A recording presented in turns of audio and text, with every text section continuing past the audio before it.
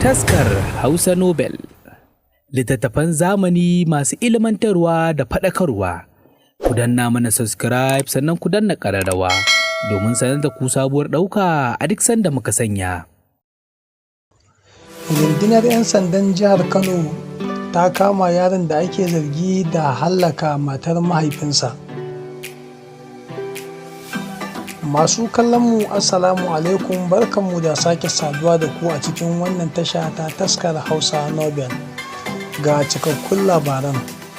Kakakin rundunar 'yan sandan jihar Kano SP Abdullahi Haruna Kiyawa ya shaidawa jaridar Daily Trust da yammacin Laraba cewa binciken 'yan sandan da suka gudanar ya sa aka kama matashin mai suna Abdulsamad Suleiman mai shekaru 18 a unguwar Ɗorayi Ciranci Kwatas da ke ƙaramar hukumar Gwale a nan Kanon Dabo, tare da wani abokinsa da ake zargi da aikata laifi mai suna Mu'azzam Lawan mai shekaru 17 na wannan adireshin.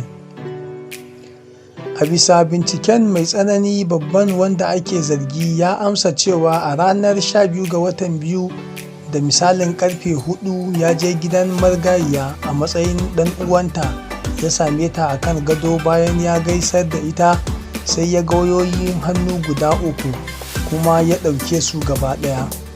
Bayan ya gane cewa ta gane shi, sai yi amfani da wata taɓarya da aka ƙera ya buga mata a kai, sannan ya buga wa 'ya'yanta guda 2 ya tafi da wayoyin hannun nan take. Ya kuma ƙara da cewa ya baiwa abokinsa ɗaya daga cikin wayoyin hannun, ya kuma siyar da sauran guda 2 a kan naira 12,000. An kama abokin nasa wanda ya amsa laifin sayar da wayar da aka bashi ta murgayya a kan kuɗi naira 20,000.